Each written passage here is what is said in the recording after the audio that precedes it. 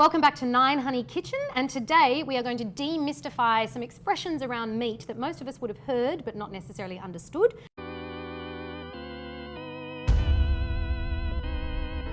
Now, I've come to talk to you because you grew up on a cattle farm in South Africa, and now you are the executive chef here at Six Head. So who better to talk to about the whole process from paddock to plate than you yourself? So thank you so much. No worries. Let's start with grain-fed.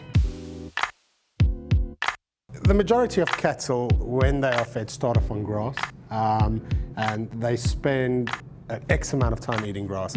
When they then go onto grain, that's a special recipe, a feed recipe that's been developed with grain, grass, bread, molasses, all of that. And then they put them, these cattle on feeding lots on these recipes to basically build meat up, build the fat. That's why anything that's grain-fed will always have a higher fat content, always higher marbling score, and more flavour in it. Anything with marbling or wagyu, you'll see like fat veins run through the meat, and that's the marble score on it. That's good fat. That's fat is flavour. And I love a bit of marbling through the meat. So if you have a look at this meat, for instance, you can have a look. The marbling score is quite high, so that's 6 on there. This is a grain-fed product. It's been on grain for 280 days, so it means the last 280 days of this product. It was precisely. He had a special mixed diet that he ate for 280 days before he went up to the slaughterhouse. So between these two products, to make it quite interesting, Collinson's & Co. is a grass-fed product only. They never go on the grain. Tender Valley go on the grain. So 280 days on the grain, 200 days grass-fed. All right.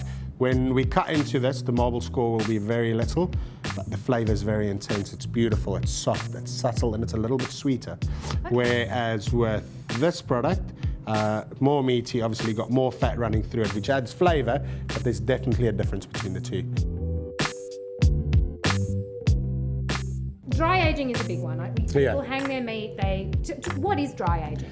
So dry aging's been there for centuries and centuries, and I think before fridges and all of that came about, that's what people did. That's how they cured the meat. And hang it up. Hang it up. So it's a very interesting process, and people have been studying this now for years and years. So basically what you do is you put the meat, usually big primals or carcasses, into a room or a fridge or a unit where the temperature is very close to 0.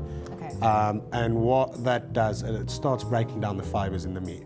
Obviously the bacteria will grow on the outside, which is visible here, so it'll look basically like the meat's drying out completely. But on the inside, the fibres are breaking down, it loses a little bit of moisture. On a piece of meat like this, we'll lose about 25% of the weight. But what happens is all the meat that's on the inside basically intensifies. For Six Head, we played with it. T-bone, we said we don't want to go anything over 6 weeks because the flavour just gets too intense. You lose that sweetness of the meat. It becomes very nutty, very mushroomy, whereas... and by mushroomy, you mean funky? Funky, that's it. Blue cheese, that type of aroma. You'll see it with a lot of aged steaks that really go the distance. You'll get that blue cheese smell, flavour to it. You don't really tend to see this in supermarkets, so I think if you really do want to go out, support your local butchers. There's a lot of, just ask them for their dry aged products. What is wet aging? So wet aging is basically the complete opposite. It's a thing where you put the meat in the bag and it ages within the bag. The thing with wet aging is... So is that what's going on here? Precisely what's going on here. So this meat will not be left in a temperatured environment. It'll age within the bag. Anything from 7 to 21 days is the standard. You don't want to go over that. It doesn't lose any weight, it doesn't lose any moisture, and it stays in its own blood, so the flavour's there. The difference is really dry aging, you lose a lot of humidity and moisture in the meat, which breaks down the fibres, whereas wet age, it just stays in its own blood, in the bag, obtains the moisture and obtains all the flavour. This will be more intense, but it won't be as soft and as tender to cut through. All right, so that's why the majority of supermarkets do it too, because they don't want to lose the moisture. Fair enough. Well, thank you very much for demystifying that for us. And I have to say, I know I'm in the right place because when you've got steak knives like this, they obviously know what they're doing. Thanks so much, Sean. Thank you very much.